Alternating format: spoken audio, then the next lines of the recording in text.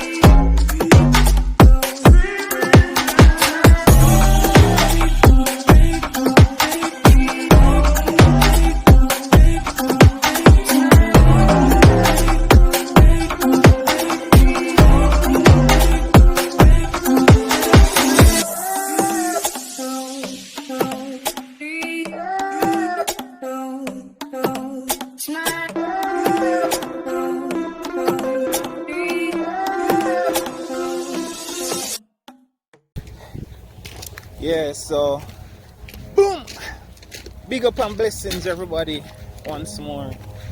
Welcome again. Just want to chat to them a little bit, you see me. Want to have a talk with you. I'm here making a little trek in the middle of the day. It's nice and kind of chilly right now. Let me not say nice and chilly, because you know, so when I really like up, what go on?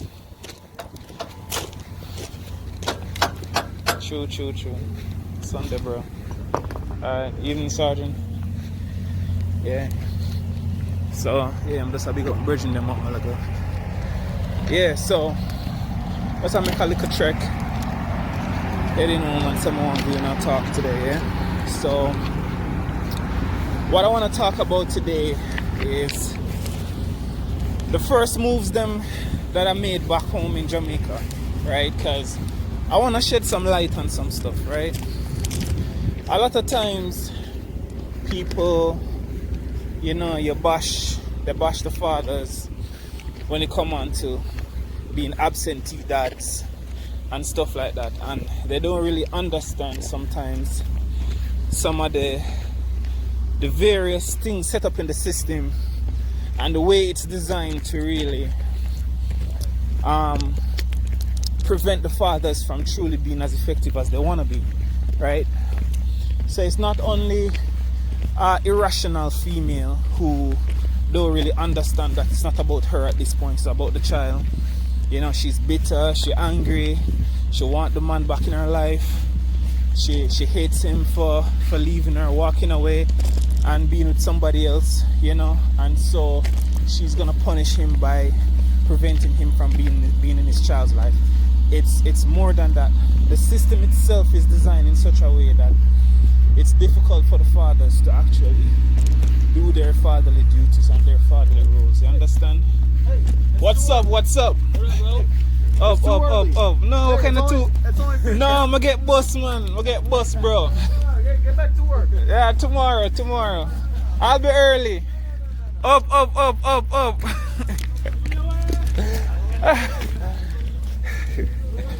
Yeah, so sorry about that. My apologies. Where were we? So pretty much the system is designed in such a way that it makes it difficult for the father to do his fatherly role. And I'll be honest with you, like, many a times I felt like quitting. Many a times I felt like just giving up. People advising me, forget about it, you're a man, you can make 1 million babies, don't allow this girl to bring your life to ruin, all of that stuff, right? So basically in 2007, right, is when I started, right? You know, my baby, he just entered the world. You know, I'm so in love. I don't even want to go work. I want to be there all the time. Every time he cries, I'm there. I want to fight every mosquito that ever tried to pitch on him. You know, I'm up in the night walking around with him when he's crying. You know, his crying sounded nice to me. I tell people this and they say, oh, Leo, you don't know what you're talking about. I know some women and even some parents, they would be annoyed, the baby crying all night, you know, But for me, the sound of his voice was like it sounded nice. Like I love the fact that he was alive. I love the fact that he was in my life. He was no longer in the belly where I couldn't get to touch him and smell him and just nurture him. He was now outside and I could get to interact with him, talk to him, sing to him. It felt so good to hold him, right? And so it was difficult for me when the relationship with her, which was already toxic prior to the pregnancy, prior to baby, prior to all of that, just kept getting worse and worse and worse because she now felt so entitled. Here it was, if she never had me by the balls before, for want of a better term, she had me now because she realized how desperately in love I was with this child, right? So anytime she wanted something done, anytime she wanted to have her way, she would grab the baby, give me my son, and pull him away, stuff like that, and it would hurt me so bad. It would hurt me so bad. She would threaten every time I decide that I can't take anymore. My parents would be talking to me, this is not how we grow you. You can't be in this situation. You have to leave this toxic situation, because I never grew up hitting women.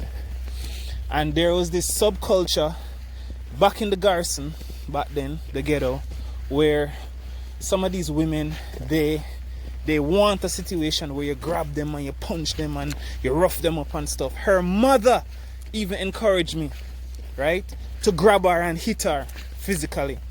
Yeah, so it sounds weird and far out, but trust me, it's like a norm in some societies, right? The mother not wanting me to leave her as her son-in-law, because when I was there, her siblings, I would help them with the homework, I'd help the mother around the house, all the stuff that the daughter should have been doing as a child to her mom, and she wasn't doing. The kids never had any kind of discipline like that. But I grew up in a home where I had to do wash plate, sweep the yard, help mommy around the house, stuff like that. So I felt good being a valid member of her family. Things in my family that would be normal, for them it was such a big deal. Her mom would just be so excited. Oh my God, you actually washed the plate for me. Oh my God, you helped me cook. Oh my God, you helped me sweep. It was all of this excitement, and it felt good to share who I was as a man, who my parents shaped me to be, with a family who never had that kind of education, for want of a better term. All in all, the whole situation fell apart. It got too toxic for me to stay, and I ended up having to leave, right? Prior to leaving, I was literally the one who had to change her bandage, because she got 2 cuts. Remember, she got 2 cuts, right? They cut the vagina open, and they also did a cesarean. So I pretty much had to be changing the bandages and stuff, making sure that when I take her to take a shower, me used to bathe her, right? The bandage wouldn't get wet, and pretty much nurse her back to health, research different things that help to speed up healing of the skin. After I give her a shower, I would have to lotion her body with cocoa butter lotion, right? When she used the bathroom, I was the one who had to wipe her butt. Yeah, I'll tell you straight, it had to happen. All of you men out there where have a baby mom, and you think it's just okay for a party and chill and hang out with a bag of people and whatever and stuff while she's there, going through all of these processes and stuff. No, in a real relationship, there is real SHIT. You get me? All pun intended. Sometimes you have to get dirty, get your hands dirty, right? Because if you say care about the person, care goes far beyond just the makeup and the pretty up, nice up. Sometimes her hair won't be done up and she'll be sick, and she'll need you to nurse her to health, make soup for her, cook for her, nurture her, So I was doing all of that stuff, right? And in my mind, I thought by doing all of that, it would have caused her to kind of reflect, realize that, okay, this guy's not the typical guy around the area.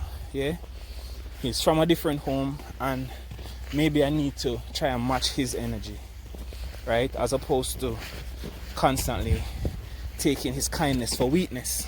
Cause you don't know. Your sister win a week. You see me? But you don't know. We respect women as queens, and so aggression like that towards them and stuff wasn't gonna be me. So it was down to either leaving or staying, and eventually have her push me to a point where I did get physical. So I decided to walk away because I never grew up in an abusive home. I never wanted my son to have to grow up seeing his mom and dad fighting all the time. Right? So, all going. Let's a stick up on someone. All going, you good? Yeah. Yeah, I'm there to talk to some people. So, right? So that was the situation. Cool. So I ended up having to leave. I called my brother Damien. Big up yourself, you don't know. Damien came, picked me up, and I just took some clothes. So I left computer, my entire world behind. I left it. We had a 4-bedroom house at the time down at the Garrison. You don't know it, go down there so cheap. The Garrison cheap. Yeah, man, when you live in some of these communities, trust me, amenities, a lot of little things, it's affordable because nobody wants to live there. Hardly anybody wants to really go and live there because of the violence and all of that stuff, and it's a poor kind of environment. So it was kind of rough, but we still had a standard. The people were so loving. Miss Jennifer, big up yourself. Auntie Joy, big up yourself. Yeah, man, the people in the community, even though they didn't have much, even though violence rocked the community, even though education wasn't the biggest thing with everybody, they were so appreciative of having me down there, because I used to always tell people good morning and good evening. I was very mannerable. They were so loving. They would help us with everything. Sometimes they would cook rice and peas and chicken and stuff. Nice food come give you, because we're young people, new to the whole baby thing, and they really rallied around us, I got mad love, mad respects from the youth them on the streets. Big up on yourself, you see me? They thought I probably should have had a more stronger hand with her, but to me, I had to maintain who I am, right? My standard is my standard, you get me? And they respected it. So all them Monday, sorry about that, man, the noise and thing, yeah? Say beer craziness are going on the streets. All them Monday will believe, say, you need to succumb to peer pressure and beat your women. Stop it! Be your own man. Be your own man. Yeah, man, it's okay if people laugh. If 1 or 2 men laugh, that's not supposed to faze you. You understand? Be firm like the rock of Gibraltar. Yeah, man. So I maintained who I was throughout the whole time. I'ma tell you, say, no man can step to me. You hear that? But at the end of the day, you get me? There's a time and place for everything, and who you are, your character is all that you take to the grave. So I maintained that standard, and I left with my dignity intact. And when I say dignity intact, yes, she disrespect me a lot. Yes, she talked down to me a lot. But at the end of the day, I never put my hand on her. I never abused her. Yeah? And that's probably one of the reasons why, to this very day, years later, 13 or more years later, she still can't get over me. That's the tip. That's the trick right there. You get me? Love. Just give them love. Yeah, man, just give them love.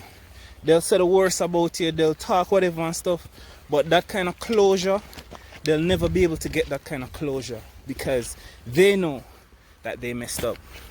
You get me? So I left, and pretty much she decided that she was gonna keep the child from me. So every birthday, she would disappear with the child. When I send stuff down, my sister sent stuff down, my mom said stuff down, she would destroy it, throw it away. She would just antagonize the situation every chance she got. I couldn't take it anymore. I was very angry. My mom told me, go to the courts and just do it the legal way. Don't allow your emotions to get the best of you and you do anything stupid. So that began my legal struggle. I went to court, the family court, downtown Kingston in Jamaica, for the first time in my life, stepping into a courtroom to beg and plead with the judge, give me an opportunity to be with my son. Please, judge, talk to this woman and tell her to stop. It's hurting my heart. I miss my son. I want to touch him. I want to talk to him. I want to interact with him. And she's preventing me from doing that. Yeah? Stay tuned. Like, share, subscribe. Next vlog, I tell you what the judge tell me. Me I go tell you what the judge really look upon me as a father and said to me in that situation. Yeah? Stay tuned. Bless up. Boom. I'm try to come off of the road now. Big up. Yo, wait up, my boss.